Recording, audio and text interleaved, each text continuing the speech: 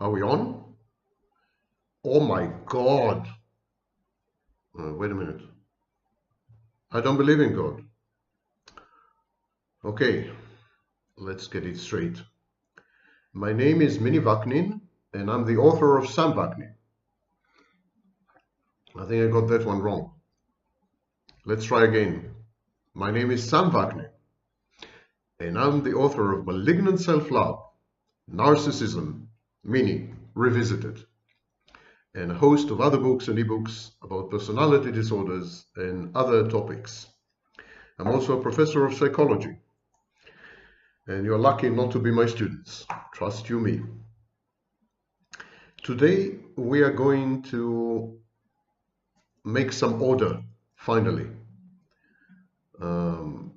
In science, we have something called Occam's razor. It's also known as the law of parsimony. If there is a proliferation of theoretical entities, if there's a proliferation, too many, preponderance of symbols, hypotheses, assumptions, labels, diagnoses, and so on, something is wrong. Nature is simple. Nature is aesthetic. Nature works with a minimal number of variables to produce the maximum number of phenomena. So here we are with covert NPD, covert HPD, covert borderline, collapse narcissist, collapse borderline who wants to be a narcissist, collapse narcissist who wants to be antisocial, collapse antisocial who wants to be Jordan Peterson. Something is wrong. Something is wrong because there are too many entities and we need to reduce them to the minimal number. Actually, this is not my first attempt at doing this. I tried it 25 years ago for the first time. At that time, I suggested that all cluster B personality disorders are actually a single phenomenon, a single clinical entity. And then I expanded and I said that most mental health problems emanate from disturbances in narcissism and in the constellation and formation of the self. At that time, there wasn't much evidence to support this. And people were busy, scholars and psychologists were busy making lists. It was a primitive stage of diagnostic psychology, diagnostic clinical psychology. It was similar to the 18th century in botany, when someone like Carolus Linnaeus was walking the fields and cataloging plants. So psychologists were doing the same. They were making lists, and then they put all the lists together, and they called it the Diagnostic and Statistical Manual, which was nothing but a compilation of lists of criteria, each criterion corresponding to a symptom. But these were still lists. They were dead. They were inert. What was missing was the motion, the life, the dynamics. People are not dead. They're not inert. Even mentally ill people are not dead, vast majority of them. So there are things going on inside them. There are dynamics, there are processes. And these, of course, were not captured by the DSM's categorical lists. Another problem the DSM had, it was polythetic. In other words, two people with the same diagnosis could share very little in common. And so the Diagnostic and Statistical Manual Edition 5, published in 2013, tried to cope with this by becoming a bit more dimensional, a bit more descriptive, a bit more dynamic, and by introducing and proposing alternative models, diagnostic models for at least a few personality disorders, such as narcissistic and borderline. But it's a far cry from what I will be talking about today. Very far cry. What I want to propose is that all personality disorders, and actually the majority of mental health disorders, have to do with a confusion between external and internal objects. When people confuse internal objects with external objects, there's mental illness. Now, internal objects can be, for example, voices of your parents, or role models, or peers, or teachers, or caregivers, grandpa, grandma. These voices were internalized and became your voices. They talk to you from time to time. These are called introjects. Your conscience is an example of an amalgamation of these voices, your superego, as Freud put it. Other constructs, they are internal. For example, we keep talking about the true self in narcissism. That's an internal construct. So within the apartment, within the house, that is your mind, that is your soul. I would have said soul had I believed in a soul, but your mind. Within this space, there are many pieces of furniture. Some of them are mobile and active and reactive. Some of them are just there, inert. They provide the background and the scenery. And these are internal objects. And then there's, of course, external objects. For example, I am an external object, believe it or not. I know most of you have internalized me already, and I appear in your nightmares, but I'm still an external object. And so when people confuse internal and external objects, there's mental illness. Let's take two examples, psychosis and narcissism.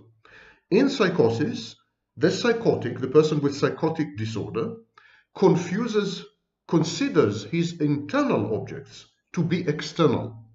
He hears voices. These voices are actually internal voices, but he perceives them as coming from the outside. He sees things. He's hallucinating. And these images, this external imagery, he perceives it as external, actually comes from the inside. These are figments of his own imagination and memories. So this is psychosis, when the internal becomes external. Narcissism is exactly the opposite. It's when the external becomes internal. The narcissist does not recognize the autonomous and independent existence of other people. He immediately takes a snapshot. He internalizes them as inner representations. He converts other people in his life, especially if they are significant, for example, sources of narcissistic supply. He converts them into internal objects that he can then manipulate and control safely without the risk of abandonment and pain, hurt. So these are two examples, diametrically opposed. The narcissist internalizes external objects. The psychotic externalizes internal objects. And so, if this is the case, we can easily show, if we use this as a unifying principle, we can easily show that all personality disorders and a majority of mental health disorders are actually a single clinical entity. Let's focus on cluster B, because that's my expertise and that's also the main topic of this channel. All cluster B disorders, the erratic or dramatic personality disorders, narcissistic, borderline, histrionic, and antisocial, all of them could be easily described as a single personality disorder, a single clinical entity with overlays. So you would have a single personality disorder with a narcissistic overlay, and then the same personality disorder, but this time with a borderline overlay, or antisocial overlay, or histrionic overlay. And even more, people would transition between these overlays. Today you could be narcissistic, but tomorrow you could definitely be borderline. And the next day, if you are provoked, if you are under big stress, if you anticipate abandonment, if you are anxious, you could become a psychopath. In other words, patients with this single personality disorder would display all the traits and all the behaviors of all the overlays, all of them. And they would switch, they would move between these overlays. Every narcissist is also to some extent antisocial. Ask any spouse of a narcissist. Every borderline is psychopathic. Every histrionic is psychopathic and narcissistic, of course. I mean, these distinctions are artificial. But they're artificial doesn't bother me. What bothers me, they're wrong. And so every single overlay, so you remember there's an underlying personality disorder and it has overlays. And every single overlay in my theory has three states: overt or classic, collapsed, and covert. So every single one of these overlays, narcissistic, borderline, psychopathic, histrionic, would have an overt state, overt narcissist, a collapsed state, collapsed narcissist, and a covert state, covert narcissist. Each and every one of them. And people would transition between these states. It's not a type. There's no type constancy. But every classic narcissist is sometimes covert and sometimes collapsed, of course. If he fails repeatedly to obtain supply, he becomes collapsed. So people transition between overt and collapse and covert and covert and overt and collapse and covert and overt and collapse and covert. Did I do it fast enough? I can do it even faster. I will show you in another video. And so this transition is the outcome of two external stressors. In other words, patients or people with personality disorder, this single personality disorder, would transition between overlays and between the states in each overlay because of two reasons. And these reasons are stressors. They create anxiety and stress. The first reason is what I call the gap. In narcissism, for example, it would be the grandiosity gap. It's when the reality intrudes, when reality challenges the narrative that underlies the overlay, when reality doesn't let you anymore use your defense mechanisms to fend it off, to reframe it, to rewrite it, to regard it differently, when it's too much, when it's too strong, when it overwhelms you. Reality could be external, but it could be internal. For example, in the case of the borderline, the reality would mostly be the borderline's emotions. Her emotions are dysregulated, so they would take over her. They would overwhelm her. She would drown in her emotions. So this is the gap. And the second reason for these frequent transitions between states and overlays is narcissistic mortification. Now, everyone has narcissistic defenses and traits. Everyone has healthy narcissism. Narcissism is a universal human phenomenon. It's only when it goes out of whack, when it's exaggerated and caricatured, when it's imbued with cognitive deficits such as grandiosity, only then do we talk about a disorder. But otherwise, everyone has narcissism. So narcissistic mortification can happen to anyone and everyone, even a healthy person. But if the person is not healthy, if the person has this underlying personality disorder, the mortification would deliver a blow, a blunt force blow, and would push him from one state to another, from, I don't know, collapse to covert, from overt to collapsed, and would also push him from one overlay to another. Mortification can cause the narcissist to become borderline, and the borderline to become psychopath, as we will discuss a bit later. So today's video, what I want to do is I want to provide you with a map. I want to provide you with checklists. Each and every overlay and state we will discuss today has separate videos on this channel. I dedicated separate videos to each and every one of these. So please go to the search box. It is signified by a magnifying glass. Go to the search box on my YouTube channel and type in. It's like when you use your finger to generate letters on the screen. It's called typing. It's an old art form, now long forgotten. Type in the keywords, and lo and behold, you will get an avalanche of relevant videos. Use this avalanche to your benefit. Click on the videos and watch them. Today is just a summary. So a few things about the covert state. Remember, there are three states: overt, classic, collapsed, and covert. Let's dedicate a few words to the covert state. The covert state, the covert aspires to be overt. The covert state is the state of aspiration, the wish to become classic or overt. The covert narcissist wants to become classic narcissist.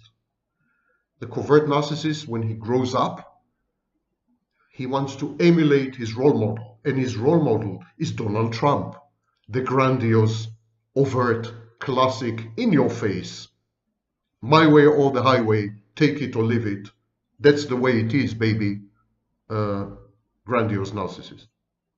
So coverts aspire to be overts. Second point, coverts are not self-efficacious. They fail.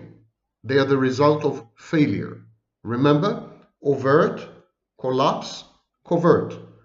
Covert is the inevitable outcome of collapse, and collapse is a failure.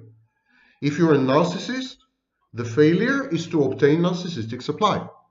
If you're a psychopath, the failure is to realize your goals. If you are histrionic, the failure is to sexually conquer someone or to tease someone. If you are a borderline, the failure is to ensure the continuous, unmitigated, uninterrupted presence of your intimate partner in a functioning relationship. These are all failures, and they create collapse. And then once the collapse is in, there's a transition to a covert state. So there are always transitions, always, because reality is merciless, absolutely merciless, and pushes you out of your comfort zone repeatedly. So there's always transition from overt to covert, back to overt, back to covert, back to overt. And these are always done via stage of collapse, which follows a stage of gap and mortification.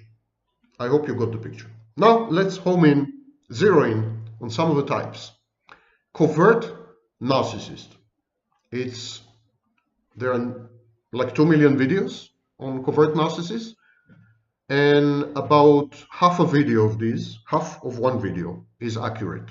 The rest you can safely hit the delete button. Covert narcissist has been first described by two scholars, the late Cooper, he died 3 weeks ago, and Akhtar in 1989. And here's what they had to say. And what they had to say about covert narcissists is the only thing you should listen to. The rest is rubbish, especially online. So they said the following: the self-concept of the covert narcissist, inferiority, morose self-doubts, marked propensity toward feeling ashamed, fragility, relentless search for glory and power, marked sensitivity to criticism, and realistic setbacks. What about the covert's interpersonal relationships? Inability to genuinely depend on others and trust them, chronic envy of others' talents, possessions, and capacity for deep object relations, capacity to love, lack of regard for generational boundaries, disregard for other people's time, refusal to communicate, passive aggression. What about social adaptation? Nagging aimlessness, shallow vocational commitment, dilettante-like attitude, multiple but superficial interests, chronic boredom, aesthetic taste that is ill-informed and imitative. I don't like this list. The more I read it, the more I think it's me. I hope Minnie is not listening. Ethics, standards, and ideals. The covert narcissist. Readiness to shift values to gain favor. It's not like the borderline, by the way. The borderline shifts values, but she shifts values, she changes her values from day to day, literally, because she doesn't have an identity, a coherent, cohesive core identity. She has something called identity disturbance or identity diffusion. The covert narcissist shifts values because it's expedient. He wants to gain something. In this sense, he's psychopathic.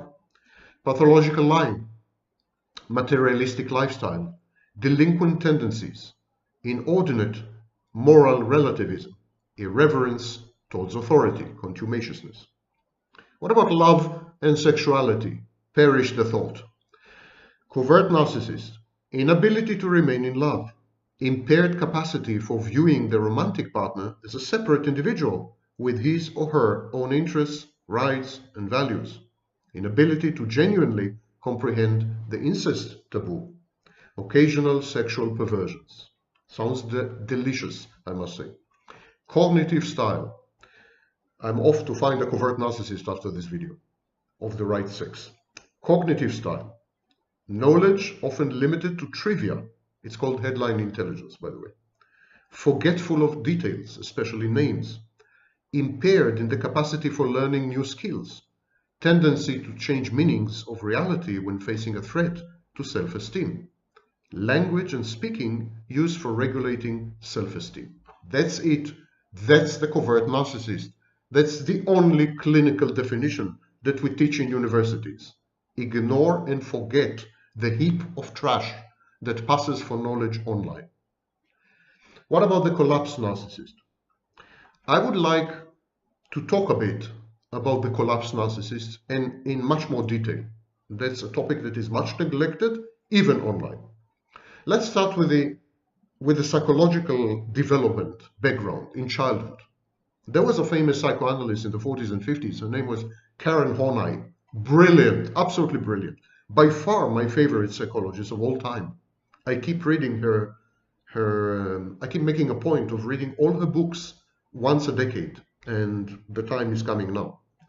Karen Horney is Horney. Karen Horney pointed out that the child is dehumanized and instrumentalized in abusive families. His parents love him not for what he really is, but for what they wish and imagine him to be, the fulfillment of their dreams and frustrated wishes. The child becomes the vessel of his parents' discontented lives, a tool, a magic brush with which they can transform their failures into successes, their humiliation into victory, their frustrations into happiness. The child is taught to ignore reality and to occupy the parental fantastic space. I mockingly, jokingly, I usually say that it's a family where the child is not put on a pedestal, but the pedestal is put on the child. Such an unfortunate child, I'm continuing, feels omnipotent and omniscient, perfect and brilliant, worthy of adoration and entitled to special treatment. The faculties that are honed by constantly brushing against bruising reality, faculties like empathy, compassion, realistic assessment of one's abilities and limitations, realistic expectations of oneself, of others, personal boundaries, teamwork, social skills, perseverance, goal orientation, not to mention the ability to postpone gratification, delay gratification, and to work hard to achieve things. All these are the outcomes of brushing against reality, of the friction of life. They're all lacking or missing in such a child. And this kind of child, Peter Pan, puer adolescent, when he turns adult, he sees no reason to grow up, no reason to invest in his skills and education. He's convinced that his inherent genius should suffice. He is a wunderkind. He feels entitled for merely being rather than for actually doing. It reminds me of the nobility, in the previous centuries. They felt entitled not by virtue of any merit or accomplishment, but as the inevitable foreordained outcome of the fact that they were born, of their birthright. So it's like this kind of children, they belong to a new aristocracy, a new nobility, and we should all serve them in a kind of mental feudalism. In other words, the child is not meritocratic, but aristocratic. Why am I talking so much? This is the epitome and quintessence of narcissism. It's a narcissist. But such a mental structure is brittle, fragile, vulnerable, susceptible to criticism and disagreement, open to the incessant encounter with a harsh and intolerant world. Deep inside, narcissists of both kinds, narcissists that were fashioned by classic abuse and narcissists yielded by being idolized, both kinds of narcissists, they feel inadequate. They feel phony, the imposter syndrome. They feel fake, inferior, and deserving of punishment. And this is where I beg to differ with Millen. Millen makes a distinction between several types of narcissists, and he wrongly, in my view, assumes that the classic narcissist is the outcome of overvaluation, idolization, spoiling, and so is possessed of supreme, unchallenged self-confidence and is devoid of any self-doubt. According to Millen, it is the compensatory narcissist, another type, who falls prey to nagging self-doubts, feelings of inferiority, and a masochistic desire for self-punishment. But this distinction is unnecessary because it's wrong. There is only one type of narcissist. There are two developmental paths and two ways to express narcissism. Trump's way of expressing narcissism is not the way that, for example, someone who is more covert would do it. But all narcissists are besieged by deeply ingrained, though at times not conscious, I will grant Millen that, deeply ingrained feelings of inadequacy, fears of failure, masochistic desires to be caught and penalized, a fluctuating sense of self-worth regulated by narcissistic supply, and an overwhelming sensation of fakeness. That's why narcissists, all narcissists, are hypervigilant. That's why they react to even the most innocuous comment as though it were an attack or a slight. They become very aggressive if they think they've been offended. The grandiosity gap between a fantastically grandiose and unlimited self-image and the actual limited accomplishments and achievements of the narcissist, this grandiosity gap is grating. Its recurrence, because it happens all the time, threatens the precariously balanced house of cards that is the narcissistic personality. The narcissist finds to his chagrin that people out there are much less admiring, much less accommodating, much less accepting than his adulating parents. As the narcissist grows old, he often becomes the target of constant derision and mockery. It's a sorry sight indeed. He's a buffoon. Buffoon, pompous, full of himself, full. The narcissist's claims of superiority appear less plausible and substantial the more and the longer he makes them or insists on them. Pathological narcissism, originally a defense mechanism intended to shield the narcissist from an injurious world, becomes the main source of hurt. It's the narcissism that generates the injuries. It's counterproductive, it's dangerous. Overwhelmed by negative or absent narcissistic supply, the narcissist is forced to let go of his narcissistic defenses, and that's when collapse happens. The narcissist then has to compensate for the collapse, and he does this by becoming covert. So, overt, challenges by reality, very painful, very mortifying. Narcissistic injuries aplenty. Narcissist cannot stand it anymore. He falls apart. He collapses. He's mortified, and he becomes covert. But the covert narcissistic phase is a delusional phase, and there are variants of covert narcissism. It's not a single thing. The narcissist resorts to self-delusion, unable to completely ignore contrarian opinion and data. The narcissist reframes them. He transmutes them. Unable to face the dismal failure that he is, the narcissist partially withdraws from reality.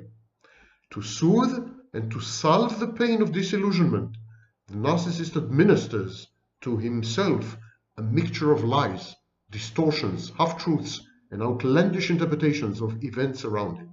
And these are the covert states. Now, there are several types of covert narcissism depending on the delusional solution. Let's start one by one. First, there is the delusional narrative solution. It's a delusional covert narcissism. The narcissist constructs a narrative, a story, piece of fiction, a confabulation, in which he figures as a hero, a protagonist. In this newly invented piece of fiction or story, he's brilliant. He's again brilliant, perfect, irresistibly handsome, like me, for example, destined for great things, entitled, powerful, wealthy, center of attention, etc. The bigger the strain on this delusional charade, the greater the gap between his fantasies and reality, the more the delusion is entrenched, coalesces, and solidifies. Finally, if it is sufficiently protracted, the delusion replaces reality and the narcissist's reality testing deteriorates. He withdraws his bridges and may become schizotypal, catatonic, or schizoid. The second type of solution is the antisocial solution, and these are the antisocial covert narcissists. We all know them. They are covert, they have pseudo-humility, they have false modesty, but they are passive-aggressive and they're vicious, malevolent and malicious. The narcissist who adopts this solution to the grandiosity gap. You remember what these solutions are? They are attempts to reconcile painful reality with grandiose, fantastic self-image. There's a gap. Reality doesn't support the grandiose image. So these are the solutions. The solution is to become covert, but you can become delusionally covert or, as I'm about to explain, psychopathically covert. This kind of narcissist renounces reality. To his mind, those who pusillanimously fail to recognize his unbound talents, his innate superiority, his overarching brilliance, his benevolent nature, entitlement, his cosmically important mission, his perfection. The idiots, the morons who can't grasp his divinity, they don't deserve him. They don't deserve him. And they don't deserve consideration because they are less than human. Or as a German would say, Untermenschen. Oh, I love German. No such language to express unbridled psychopathic narcissism. Sometimes I suspect they invented the mental condition. Anyhow, the narcissist's natural affinity with the criminal, with the antisocial, his lack of empathy, lack of compassion, deficient social skills, disregard for social laws and mores and morals. Now, when the grandiosity gap is big, there's a lot of stress, and he chooses a covert solution. Now, his psychopathy erupts and blossoms. He becomes a full-fledged antisocial psychopath, or if you want to use media hype, sociopath. He ignores the wishes and needs of other people. He breaks the law. He violates everyone's rights, natural and legal. He holds people in contempt and disdain. He derides and decries society and its codes. He is vengeful. He punishes the ignorant ingrates that, to his mind, drove him to this state and he would do anything to demolish them. He acts criminally. He jeopardizes safety, lives, and property. In extreme cases, he might become a mass shooter or a serial killer. The third type of covert solution is the paranoid schizoid solution. When narcissism fails as a defense mechanism, the narcissist develops paranoid persecutory narratives, self-directed confabulations, which place the narcissist at the center of other people's allegedly malign intention. This is what most conspiracy theories do. They usually choose this solution. Majority of conspiracy theories are collapsed covert narcissists who chose this solution. The narcissist becomes his own audience. He is self-sufficient in some way, has his own, sometimes exclusive source of narcissistic supply. This is called self-supply. The narcissist develops persecutory delusions. He perceives slights and insults where none were intended, hypervigilance. He becomes subject to referential ideation, ideas of reference. He thinks that people are gossiping about him, mocking him behind his back, prying into his affairs, cracking his email, analyzing and dissecting everything he does or doesn't do. He's convinced that he is the center of malign and mal-intentioned attention. People are conspiring to humiliate him, punish him, abscond with his property, delude him, cheat with his wife, impoverish him, confine him physically or intellectually, censor him, impose on his time, force him to action, prevent him from action, frighten him, coerce him, surround and besiege him, change his mind, part with his values, victimize, or even in extreme cases, murder him, out to get him, if they could. Some narcissists withdraw completely from a world populated with such menacious and ominous objects. This is of course a prime example of confusing internal objects with external objects. These persecutory objects are internal. This is the narcissist's self-hatred. He hates himself for having failed. He wants to kill himself. He wants to destroy himself. He wants to eradicate himself. He wants to punish himself. But then he externalizes these internal voices and these internal objects, and they become external. They become, the CIA. So this kind of narcissists avoid all social contact except the most necessary. They refrain from meeting people, falling in love, having sex, talking to others, or even corresponding with others. In short, they become schizoids, not out of social shyness, but out of what they feel to be their choice, and a preponderance of wariness, of caution. This evil, hopeless world does not deserve me, goes the inner refrain, and I shall waste none of my time and resources on these ingrates. The next solution inside the covert spectrum. So we're talking about covert narcissists, yes? The next covert solution is the paranoid, aggressive, or explosive solution. Other narcissists who develop persecutory delusions resort to an aggressive stance a more violent resolution of their internal conflict. This kind of narcissists are dangerous. They become verbally, psychologically, situationally, and sometimes physically abusive. They become bullies. They insult, castigate, chastise, berate, demean, deride, despoil, degrade their nearest and dearest, often well-wishers, loved ones. They explode in unprovoked displays of indignation, righteousness, condemnation, and blame. Their world is an exegetic, hermeneutic bedlam, a madhouse.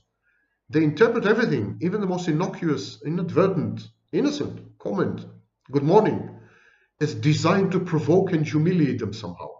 What do you think? I don't know it's morning? You think I need you to tell me it's a morning? And who are you to decide that it's going to be good? Are you God? Or do you want to control me and dictate to me that I should feel good, etc.? This kind of narcissists sow fear, revulsion, hate, and malignant envy wherever they go. They flail against the windmills of reality. They are pathetic, forlorn sight, but they are very, very, very perilous, dangerous. Often they cause long and lasting damage. Fortunately, mainly to themselves, but sometimes, to others. And then the final type of covert narcissist is the masochistic avoidant solution. Masochistic avoidant narcissist. When narcissist has deficient supply, he disintegrates, he decompensates, his defense mechanisms stop working. The false self no longer protects him from the world. So he's angered. It frustrates him, of course, and frustration breeds aggression. That's not me. That's Dollard in 1939. Frustration, aggression, hypothesis. Use your finger. So the narcissist is angered by lack of supply, of narcissistic supply, and he directs some of this fury inwards, punishing himself for his failure. And this masochistic behavior has the added benefit of forcing the narcissist closest to assume the roles of dismayed spectators or of persecutors. And so either way, to pay him the attention that he craves. It's a little like a child, child who throws a temper tantrum. He does this to attract attention. And the same with the narcissist. I'm going to hurt myself. I'm going to commit suicide. I'm going to die. I don't want to live anymore. And this is cry for help on the one hand, but actually an attempt to attract attention. Self-administered punishment often manifests as self-handicapping masochism, a narcissistic cop-out. But by undermining his work, his relationships, and his efforts, the increasingly fragile narcissist avoids additional criticism and censure, negative supply. Self-inflicted failure is the narcissist's doing, and so proves that he is a master of his own fate, that he is in control. To fail is an art form. If you are very, very good at failing, if all that you've been doing in your life is failing, if you're an expert at failing, you will go on failing because that's what you do best. Masochistic narcissists keep finding themselves in self-defeating circumstances, which render success impossible. Millen wrote in the year 20 years ago that this kind of narcissists, the masochistic narcissists, they're coverts, of course, they try to avoid an objective assessment of their performance, to make it improbable. They act carelessly. They withdraw in mid-effort. They are constantly fatigued, bored, or disaffected.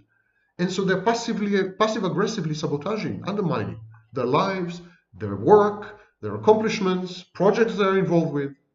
Their suffering is ostentatious. It's conspicuous. It's defiant. And by deciding to abort, they reassert their omnipotence. I destroyed this project. I ruined that company. I pushed my wife to cheat on me. The narcissists pronounce in public misery and self-pity. They are compensatory, and they reinforce, according to Millen, the narcissist's self-esteem against overwhelming convictions of worthlessness. The narcissist's tribulations and anguish render the narcissist in his own eyes unique. This kind of narcissist, this kind of covert narcissist, they are the saints, the saints walking among us, some of whom get Nobel Prizes. They are actually covert narcissists. They are saintly, professionally saintly, or professional victims. They're virtuous, they're righteous, they're resilient, they're significant. Many of them become empaths, super empaths, and supernova empaths. It reminds me of Freemasonry. There's a Freemasonry of empaths. These are all very grandiose and narcissistic people. And the term empath is a self-aggrandizing term, often used by covert narcissists.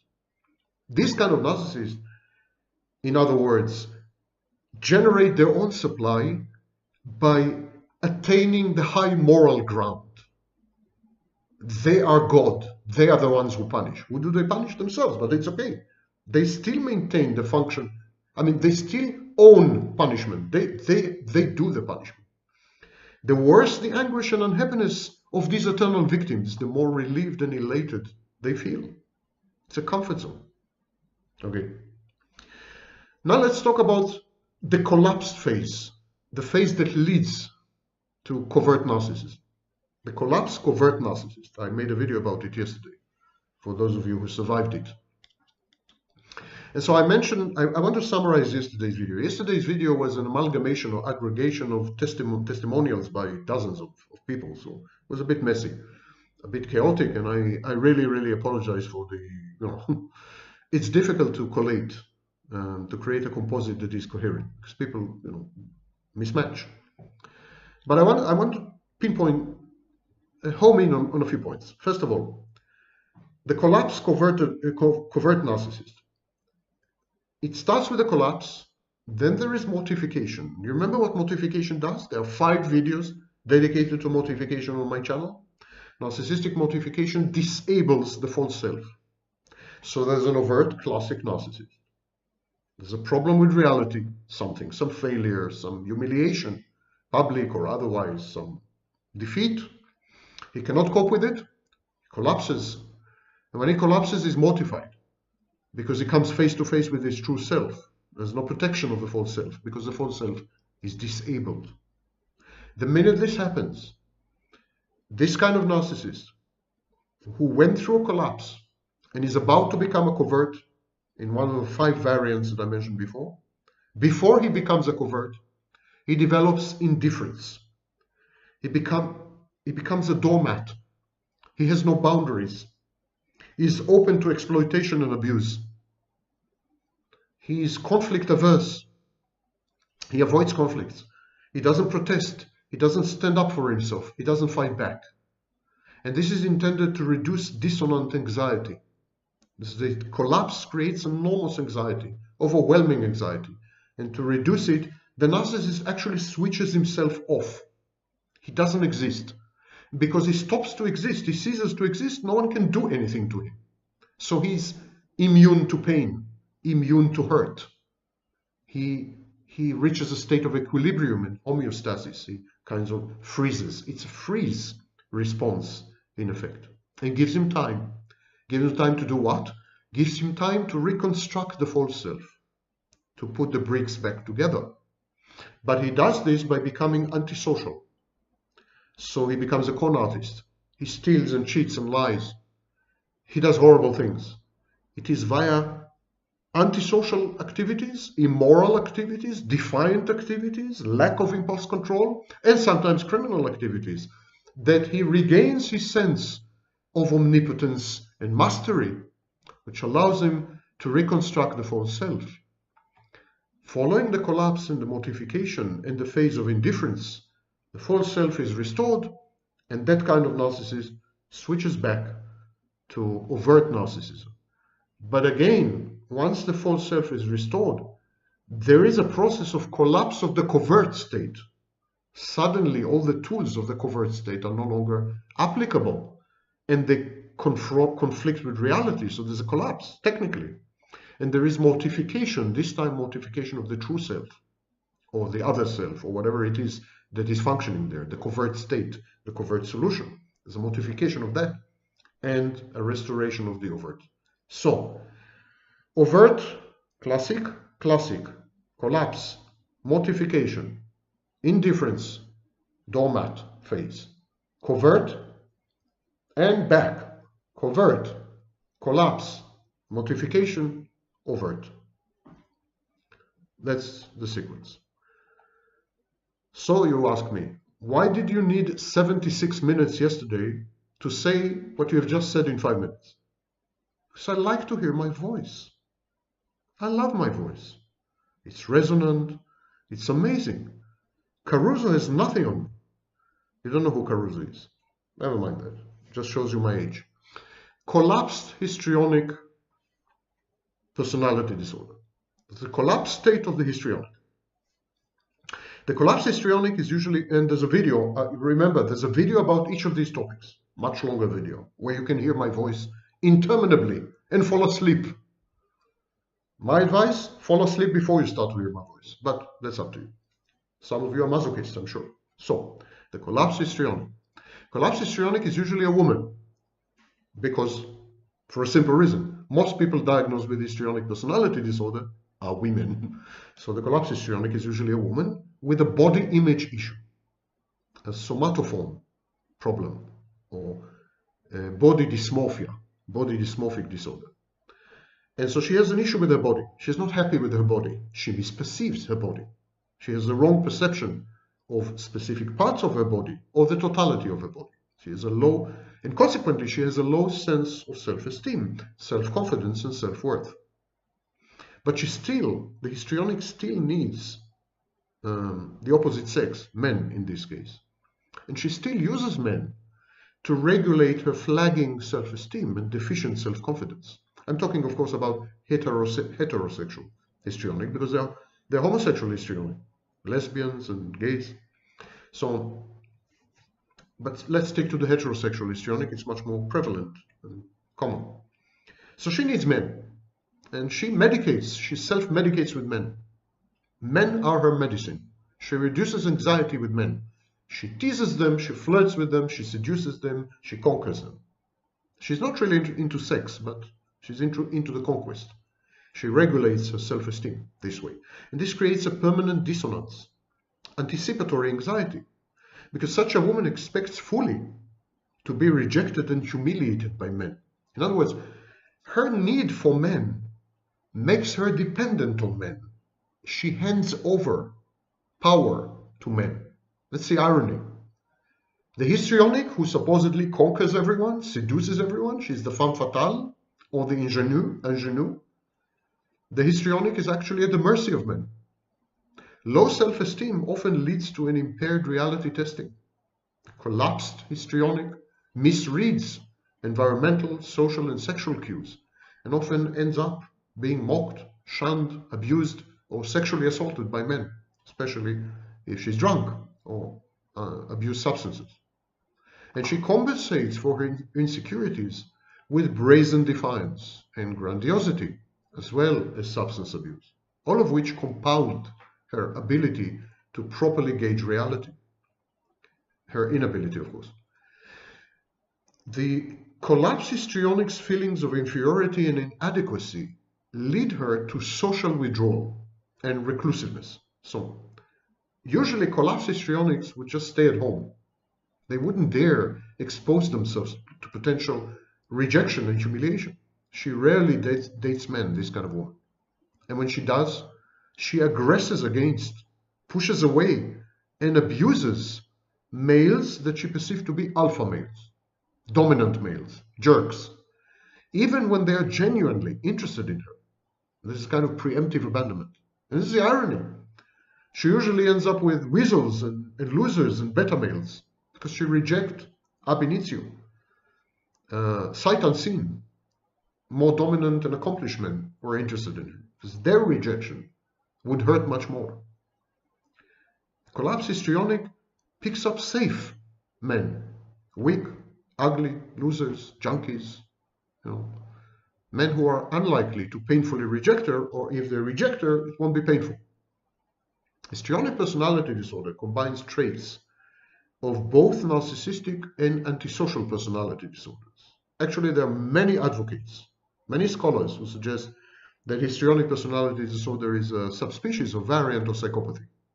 It therefore stands to reason that these three cluster B, dramatic, stalwart, personality disorders, they share the same etiology, same psychodynamics, which leads us back to the opening argument.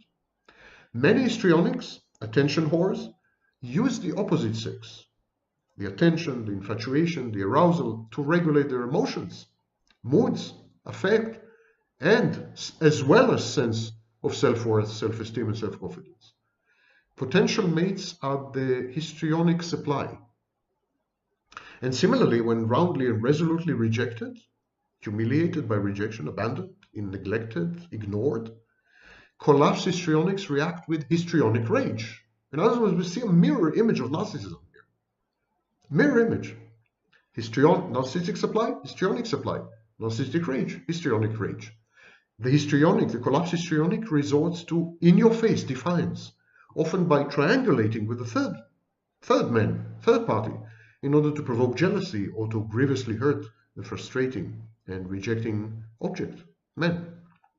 The histrionic's aggression is focused on restoring his or her grandiosity via a new and ostentatious sexual conquest. But it can and does have many other, mostly passive-aggressive or reckless forms of behavior. Compulsive shopping, shopaholism, gambling, lying, sabotaging, procrastinating, substance abuse, verbal abuse, brutal honesty, offensive humor and mockery, and so on. These are all expressions of collapsed histrionic personality disorder. So when a woman with mental health issues is sexually or otherwise rejected by her intimate partner, she acts out in one of two typical ways. And this is especially true if the partner also justifies his sadistic cruelty by adding abuse and overt humiliation to injury.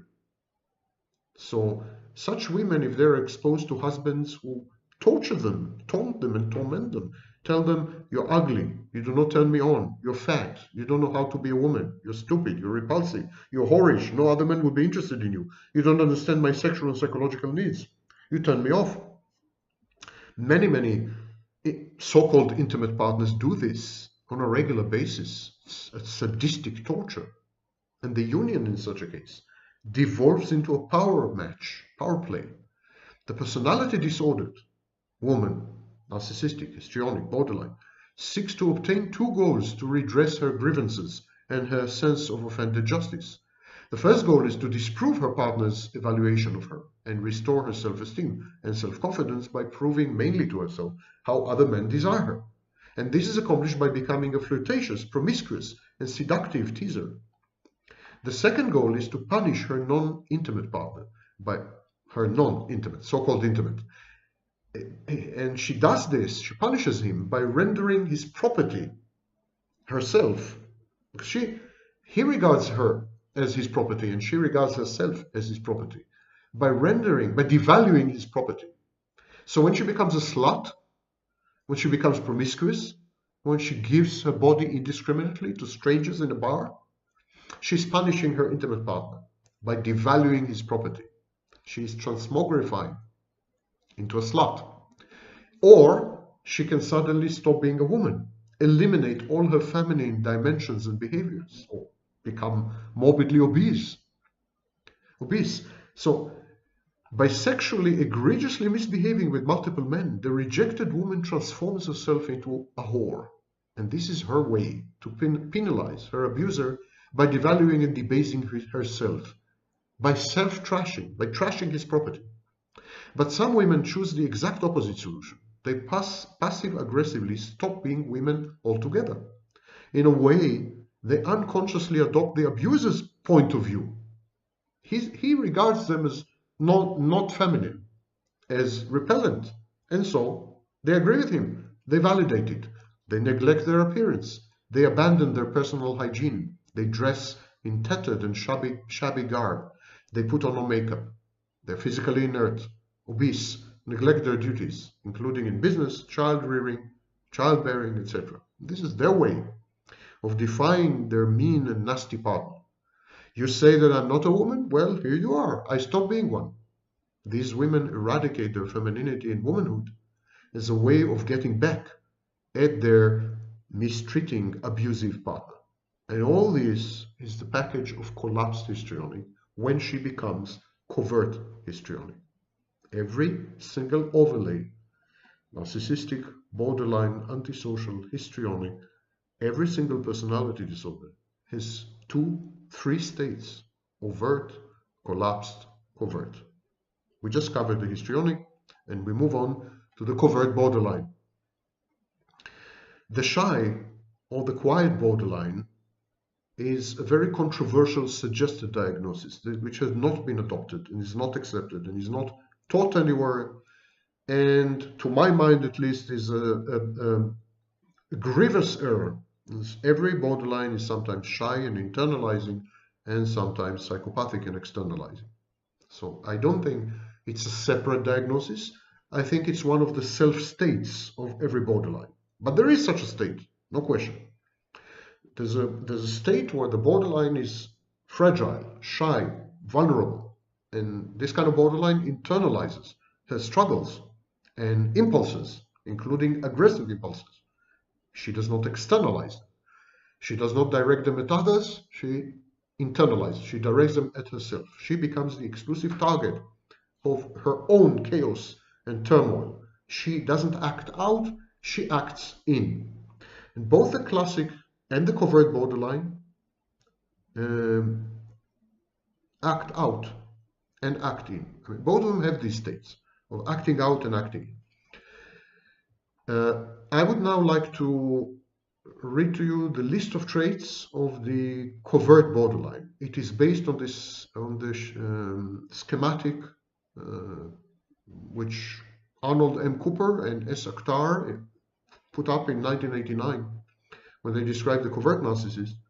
And what I would like, I've taken it and I've adapted it to describe the covert borderline. So the covert borderline, self-concept and emotional regulation. He has a false self, like the classic borderline. Both the classic and the covert states have the false self is intact. This is grandiosity, preoccupation with fantasies of outstanding love, undue sense of uniqueness, feelings of entitlement, alloplastic defenses. This is something that very often confuses diagnosticians, therapists, mental health practitioners. The grandiosity of the borderline.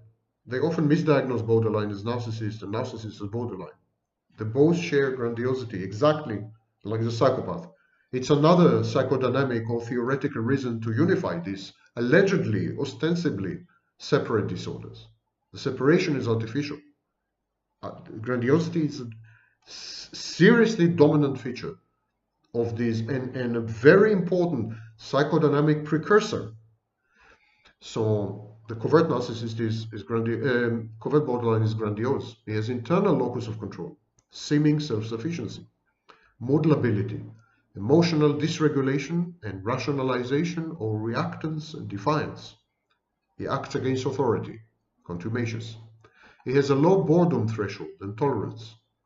He externalizes and internalizes. He has no suicidal ideation, and all his aggression is other-directed. He aggresses against others. He does not self-mutilate. We're talking about covert borderline, yes? Most covert borderlines are men. He does not self-mutilate. He has hypochondriasis and addictive behaviors. He's dissociative, has many dissociative self-states, mainly selective attention, confabulation, repression or denial, and he has a primary psychopathic protector. He has a primary self-state that kind of protects him and is very psychopathic. What about interpersonal relationships? The covert borderline has paranoid persecutory ideation, numerous but shallow relationships, intense need for love from other people.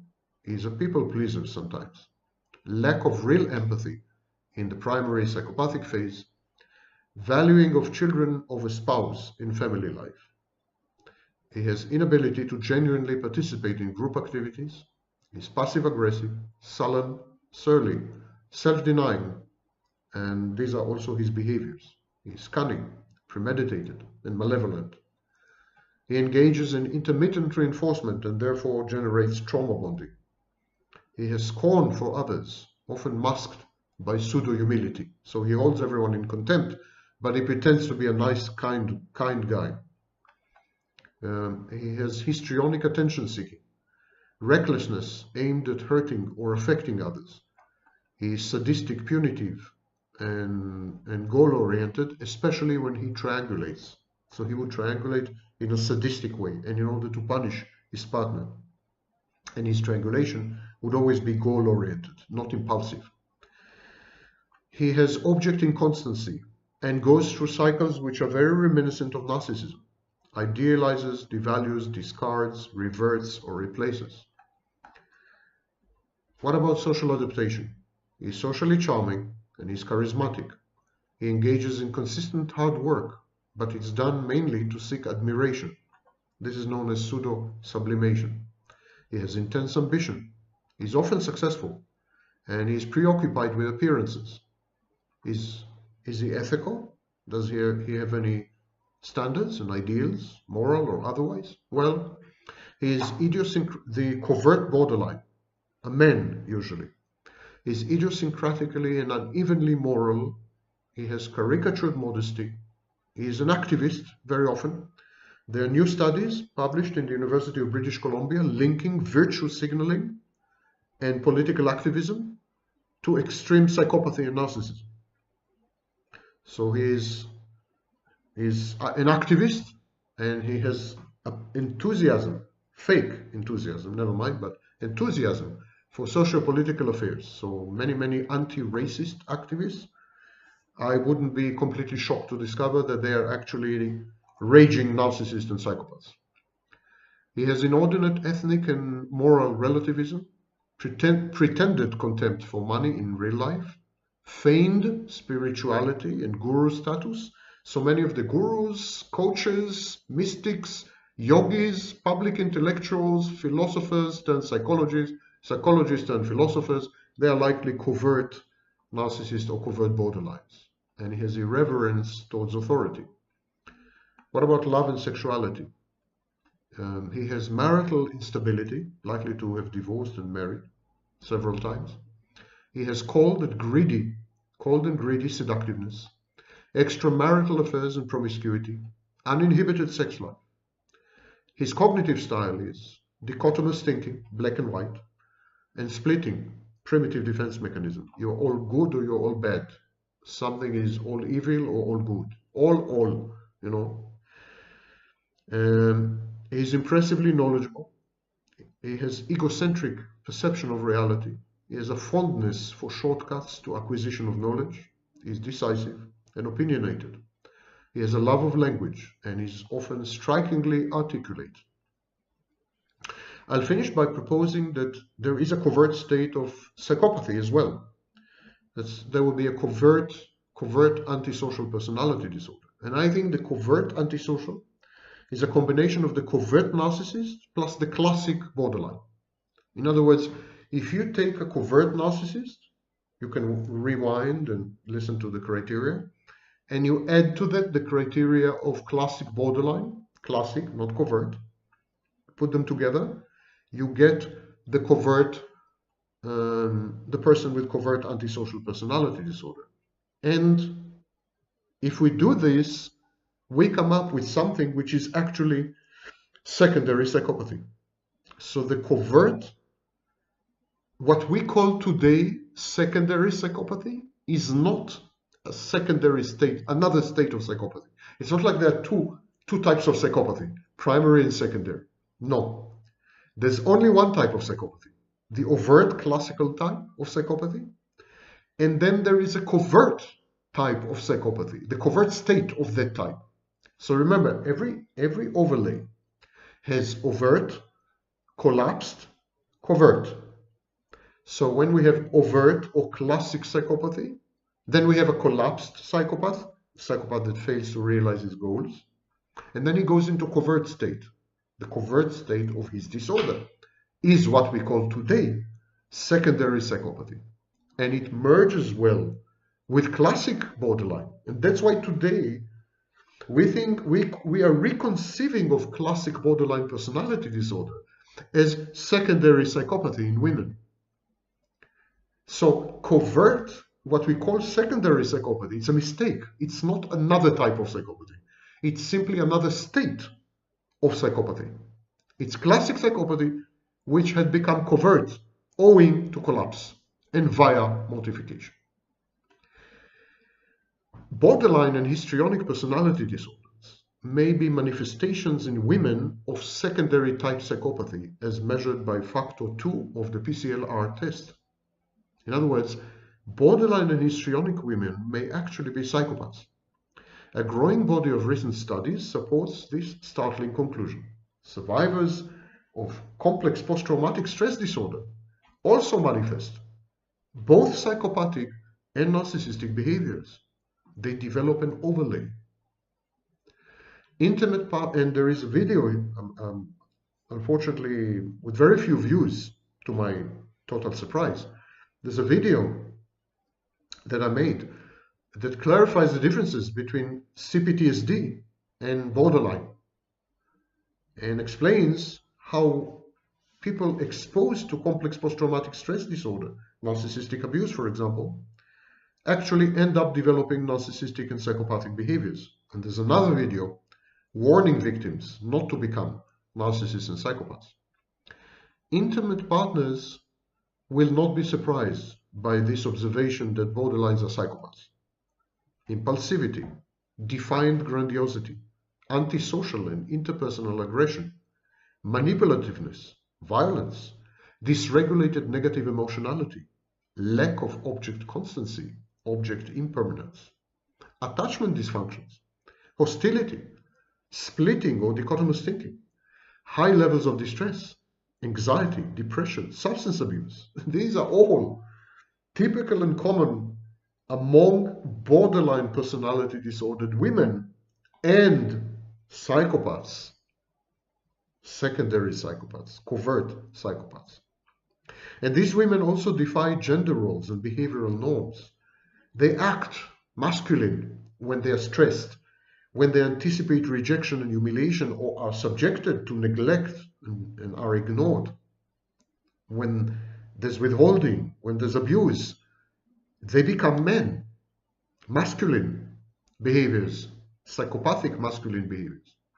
But the borderline adds a twist to this cocktail, dissociation. Whenever stress levels and inner dissonance become intolerable, she hands over control to her inner psychopath. She depersonalizes, derealizes, disappears, or develops dissociative amnesia. She doesn't remember anything. And instead, out comes a psychopathic self-state. It raises the possibility that antisocial personality disorder is not actually a diagnosis or a clinical entity, but a culture-bound composite, a collated derivative. It is simply when people have simultaneously, when they have gone through a narcissistic collapse and became covert, and they have an overlay, a borderline overlay. This situation happens more often among women than among men. No wonder it's been first described and diagnosed in women. So this is it for today. I hope I gave you a map with checklists. You've had your fun with Minnie. Don't ask what I'm going to do to her after the video is over. I am quite sure it's not legal. And if you have any intelligent questions, which would be a refreshing change, please feel free to post them, and I promise to answer. If you don't suffer from any physical disability, try to use at least one of your fingers to search my channel and to search Google Scholar. There's a website of Google, run by Google, called Google Scholar. And in Google Scholar, you have only papers and articles published in academic journals, peer-reviewed academic journals. There, the literature is much safer, much more reliable. People ask me about my paper. They ask to know in which journal it's going to be published. It's unethical, I cannot say. But if you go to my website, there's a page called Media Kit. So you go to my website, mediakit.html, and on the Media Kit, you can see that I'm the editor-in-chief, actually, of 3 academic journals in psychology and mental health, and I'm member of the editorial board of another 60, that's 60, academic journals in psychology, mental health, psychiatry, and neuroscience. And my paper is going to be published in one of them. At this stage, it did not pass peer review. It was just handed over to reviewers, and it's considered unethical to release the name, so my apologies. The minute it's published, of course, I'll make a big brouhaha out of it, because it would be a perfect opportunity to obtain supply. And that's what I'm here for. That's what Minnie is here for. Both of us are looking for supply. I mean, coffee I have as much as I want. Lately tea. But supply is in short supply.